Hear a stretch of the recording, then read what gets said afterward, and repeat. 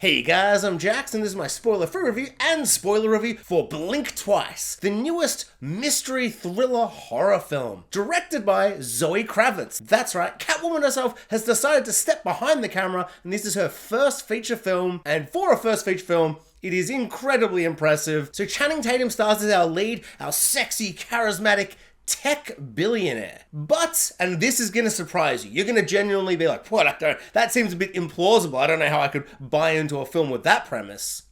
He's a tech billionaire, but maybe something sinister's going on. Maybe he can't be 100% trusted. I'm not gonna spoil anything here. I won't say anything more on his character. All I'll say is, he is a tech billionaire. And his first scene is making like a YouTube apology where he's like, I'm sorry for doing that thing. You don't find out what that thing is by the end.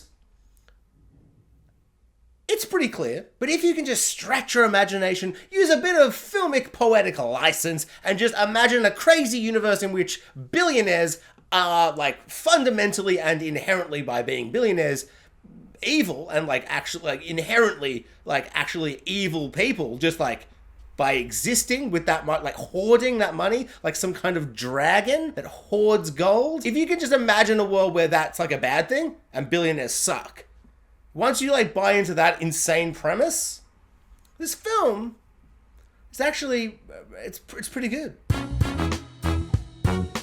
And our three lead women are Naomi Ackie, Adria Arjona, and maybe from Arrested Development. To be clear, that's not a slight. I do know her name. I could Google it. I had to Google the other two ladies' names, but it's actually a sign of respect because she's from another thing, and I was like, it's maybe from Arrested Development. She's really good in this. Actually, I think one of the things I found really great about this film is how, despite this felt like a film where I'd seen so much of it before, it was doing a thing where I'm like, oh, I think this is gonna happen, and then by the end, I'm like, oh, yeah, it was just that.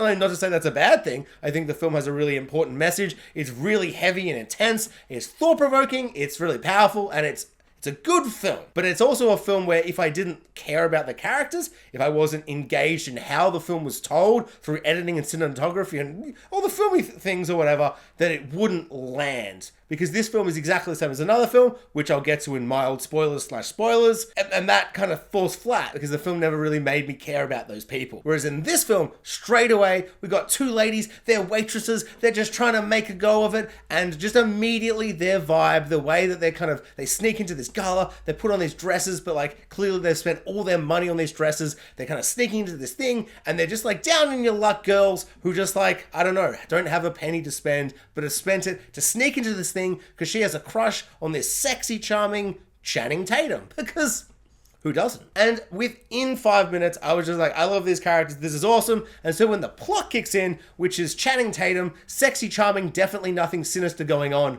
tech billionaire, is like, hey ladies, I like your style or whatever. And so then he goes, let's all go to my private island that he bought. He owns an island. He owns an island, and they go there. And they have fun party times, and nothing bad happens.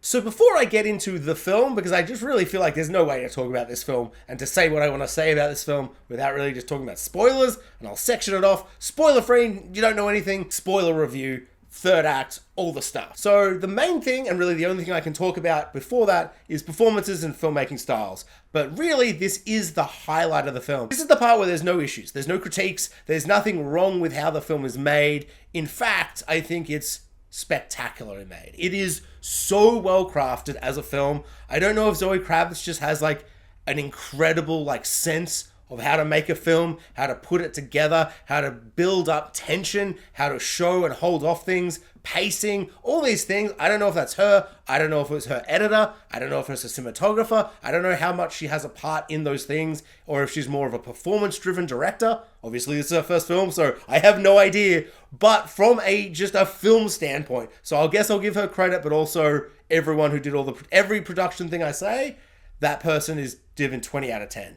The editing in this film is so good. It is so well crafted. The first hour almost is like just 15 different montages. In a lot of ways, it's just one montage. We got a little bit of a cold open where they're like not on the island, but as soon as we get to the island, it's just like, boom, we're having breakfast. Boom, we're having lunch. Boom, we're having dinner. Boom, 3 seconds of nighttime. Bam. straight back to breakfast again. And then we just go day, next day, next day, next day. And we just go through it, and the editing style and how it's so frantic and fast paced, and then it'll suddenly cut and hold. And it'll hold on something for just long enough where you're like, wait, what did I just say? Boom, we're off again. And the way it was building tension, building dread, building mystery, building suspense, and then someone would say something, and you're like, yeah, wait, hang on, hold on, but then boom, we're off again. The first act of this movie is essentially just a party montage, just a drug-fueled party montage. And I think this film really captures that to a certain point, and then, which I think is a really fun twist on it, it keeps it kind of a little bit scarier and a little bit more ominous, a little bit weirder, because it's kind of a bit fantastical. It's a bit over the top, it's a bit crazy, but it kind of layers it in that first section where they're showing how fun everything is. Oh, we're just having such a fun time on this party island. But we're just not seeing enough of each day. And so you're like, wow, they really do seem like they're having a good time. What's the issue? And then like, just every couple of minutes in this just montage, this just extended montage for like 45 minutes, you'll just see moments, see shots, but you never see anything that is that bad. But there are just things off. There are just things that just feel a little not right. And because, spoilers, it's a movie, you kind of like, you're expecting something to happen, but you don't know what's going to happen. Like, what could this possibly be? Is this going to be exactly what I think it is? Is this going to get really crazy? Or is this going to kind of trick and spin around and it's going to be maybe like the opposite, like do a 180 of what I'm expecting? And the way it kind of keeps teasing that up until a final moment in the start of the third act, when it finally shows its hand, it's so compelling. I found it so thoroughly captivating and exciting and interesting, but also just terrifying, like really, really, really upsetting. It made me like tense and scared, but excited because of how well like it was filmed and framed. And I'll talk about all the like specific moments that I think worked so very well when we get to the end. And then I'll get right to the end when I talk about the things that maybe don't work and are kind of dumb as hell. But for the most part, for a mystery, for a thriller, for that first act, for those first two acts really, when you don't know what is going on 100%, incredible. The cinematography in this film is perfect. It is so, so good. It looks beautiful. It's on a beautiful island. It's all rich and lavish. But the framing, the composition, how everything looks is so well staged. It's so well framed. Everything has a really, really kind of beautifully fun atmosphere. And then suddenly they'll just have a shot and you're like, oh, it's so upsetting. It's so tense. Just the way everything is staged is just really, really cool. I really like it. On top of that, I feel like the sound design works really, really well. Just the perfect combination of all three things where the way it was edited with these shots, with that sound design, it just really clicks. It's all working together. Everything feels really cohesive. It feels really well planned. It all just comes together. Most of the movie just feels like a montage, but done in such a great way where like, even just the color palette of how like the scenes look, like there's a dinner table setting and just the look and feel of that. When we're cutting through the montage, suddenly we'll cut back to that dinner table scene and you know exactly where you are, even if it's just a close-up of someone's face and they're just like, or they're like having a good time, or what is going on? You didn't know where you are.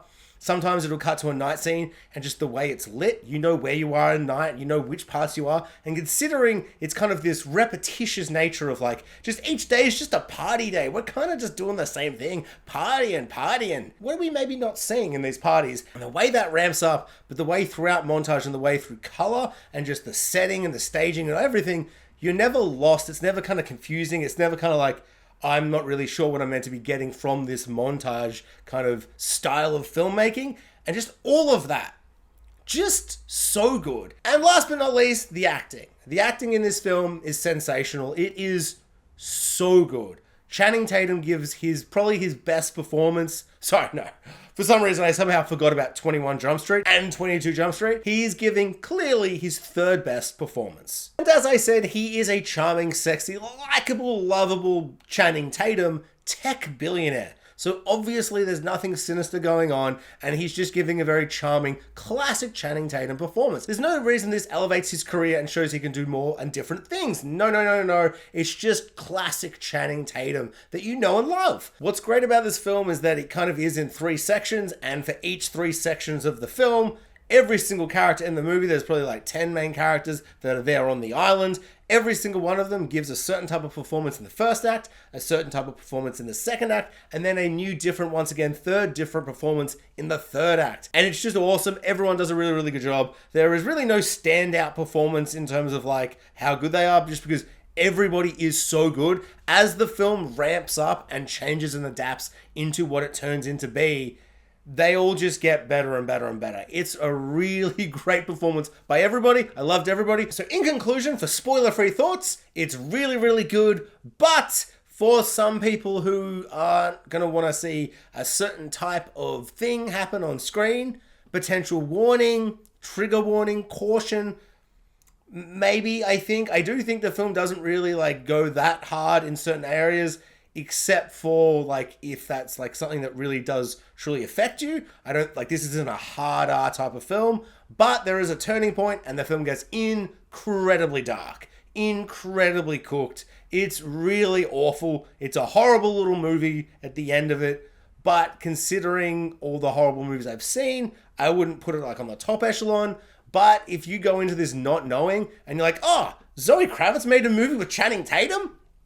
Warning, the third act is not what you want to watch. So, spoilers, going to ruin the film. And so this film is essentially just a Jeffrey Epstein Island movie. Channing Tatum is essentially just playing Jeffrey Epstein, allegedly, and he's taking them to his island, allegedly. And yeah, but it's an Epstein Island, allegedly, movie. And yeah, it's horrendous and horrible, and it's as disgusting and awful as you could possibly expect that to be, unless you've seen some of the exploitation kind of revenge, kind of torture, porn, rape, revenge, horror movies that I've seen. I used to watch like a lot of horror films. Well, I still watch a lot of horror films, but I used to watch a lot of horror films, and I just kind of watched everything when I was like 15 to 20, and I've seen some really disgusting movies. And so in terms of what you actually see on screen, not that disgusting in terms of themes and just the ideas that it conjures. And like, you do see some stuff, but it is kind of like tastefully done, I guess, in the right phrase, in terms of like, you don't really see full on stuff that much. It's very brief, and tasteful feels like the wrong word. I don't really know how else to describe it. It's subtle is also probably not the right word. It's not in it that much, I suppose, in terms of like screen time for what it's given and what you're given. It's really just like the thought it puts in your head, like that, the idea that it conjures. And before you really see anything, you know what's up at that point. In fact, the way they just show like a little photo of these three gross old men from the start of the movie, and one in particular, and like, you're like, oh, it's an Epstein Island. So this film is essentially Don't Worry, Darling.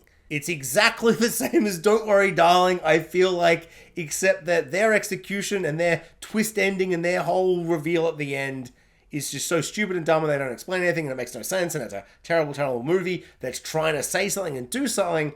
Whereas this film, whilst it still has a very silly little twist and wrinkle to it, that I kind of enjoy because it's a bit magical and absurd, but it kind of, I don't know, it overemphasizes and it kind of takes it to this kind of horrible place, but it's able to kind of make a movie out of it, as opposed to just kind of this big documentary almost kind of feeling. It like kind of heightens it, I suppose.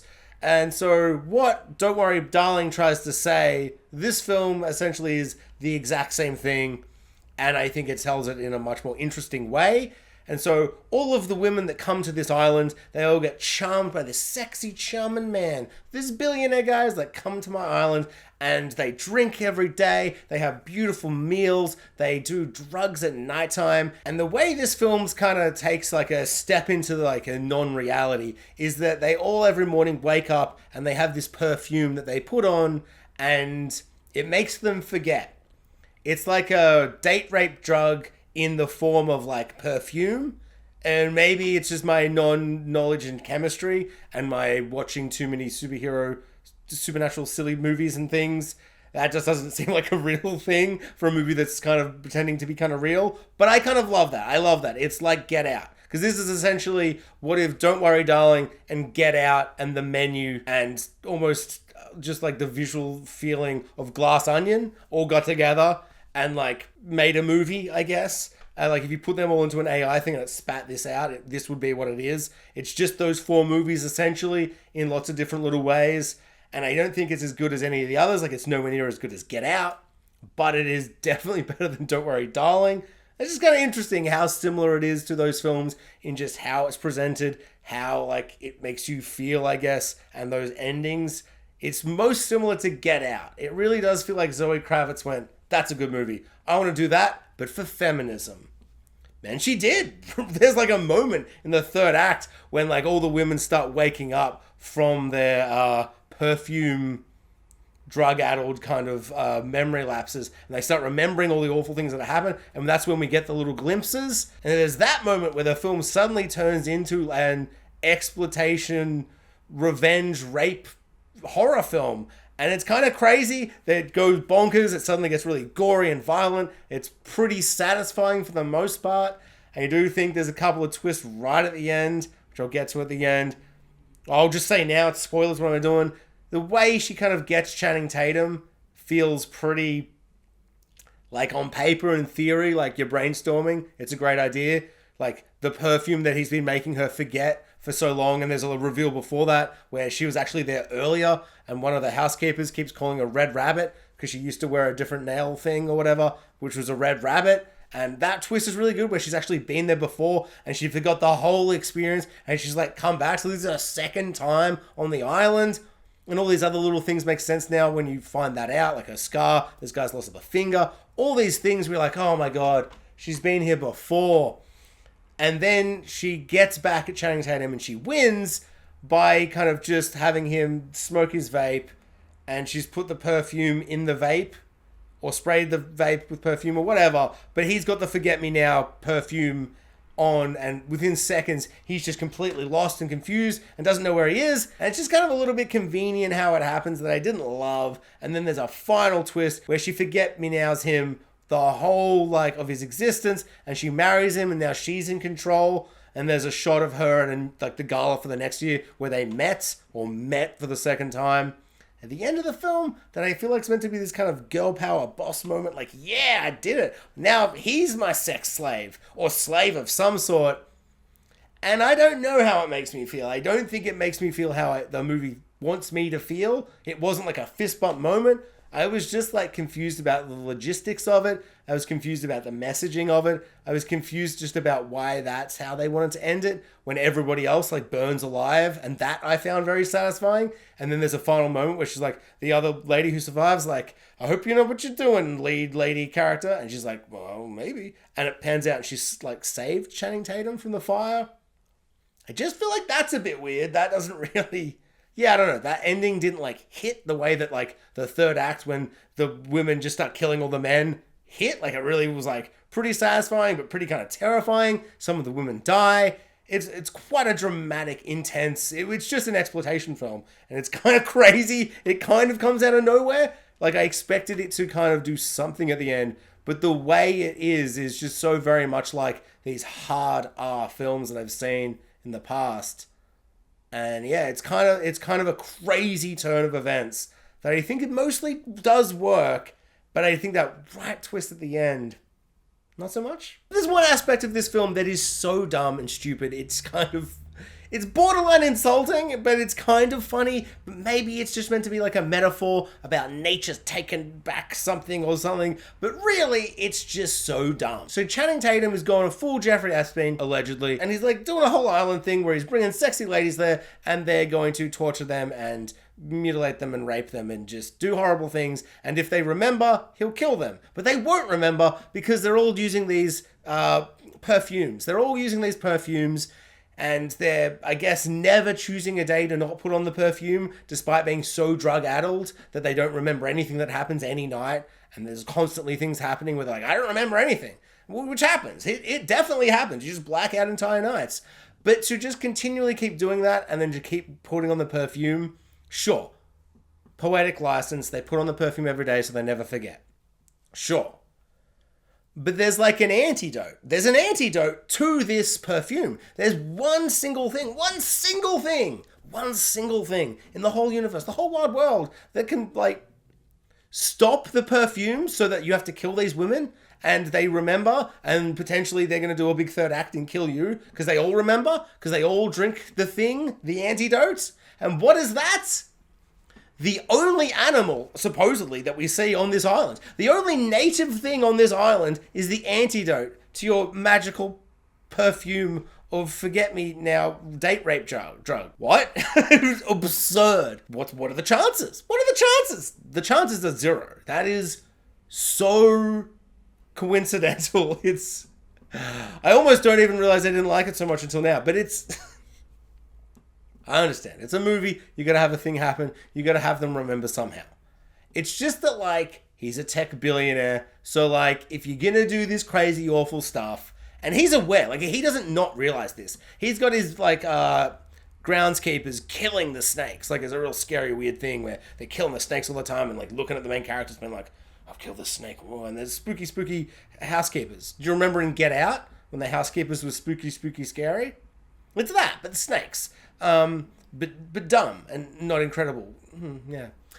This is budget Get Out. It is budget Get Out, but for feminism, which is good, but, like, yeah, this one element is so silly, and I loved this movie. I thought it was so good, but I think there's a way you do this. Maybe he's not aware the snakes have this poison that he knows is an antidote because he's killing them. He's like, we gotta kill these snakes. And when a snake bites one of our main characters, maybe from Arrested Development, he's not like, why is she remembering? That's crazy. They shouldn't remember, right? He's like, oh my God, she's remembering. I gotta snap her neck. And he does.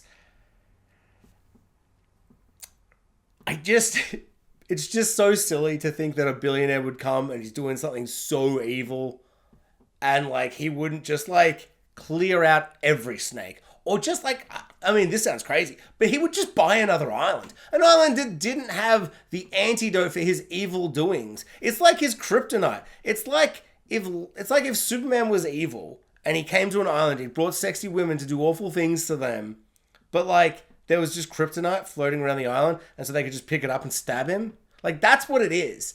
You just go to the island across the road, or an island anywhere else in the world where there isn't kryptonite that lives naturally on your island.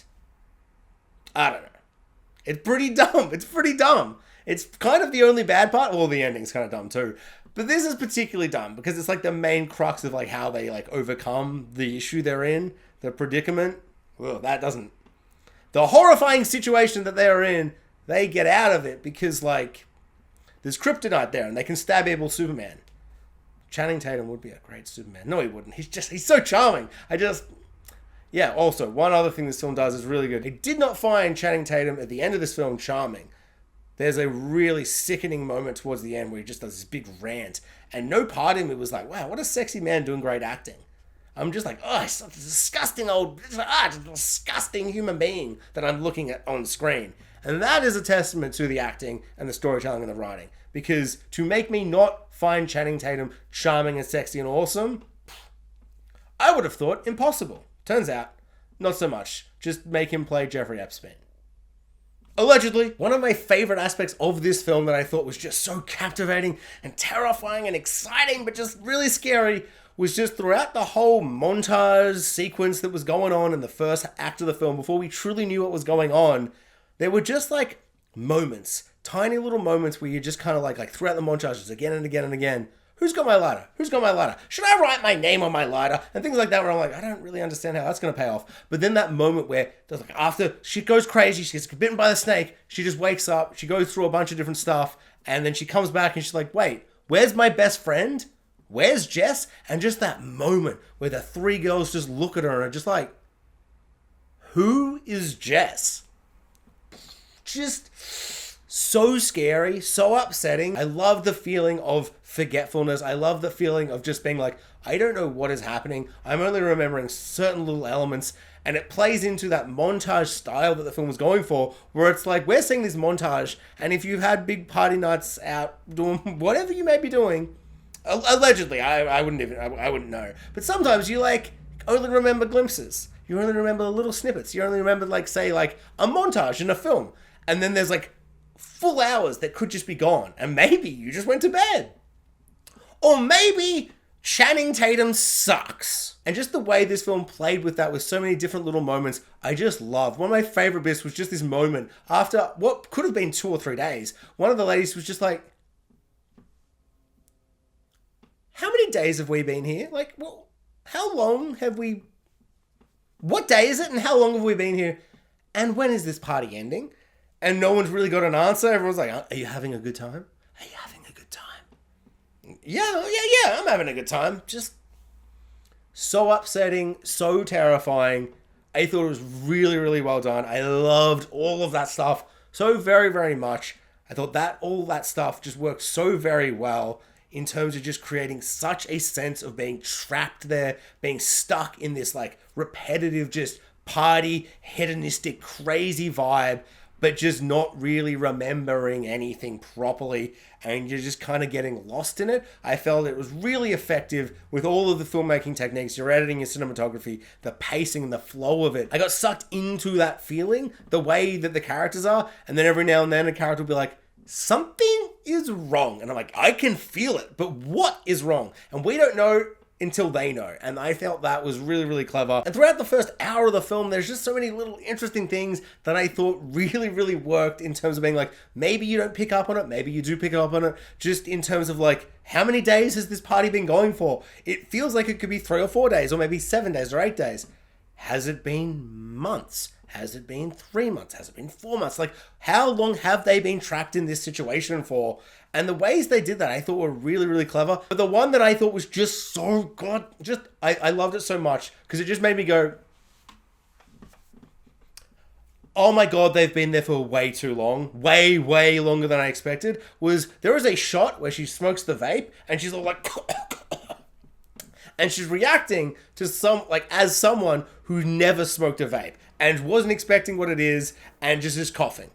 And then literally half a minute later, or maybe 2 or 3 minutes later, what you would expect to be less than a day later in our montaging, she just goes and sits down on the chair, this funny little chair thing that Channing Tatum's got going on.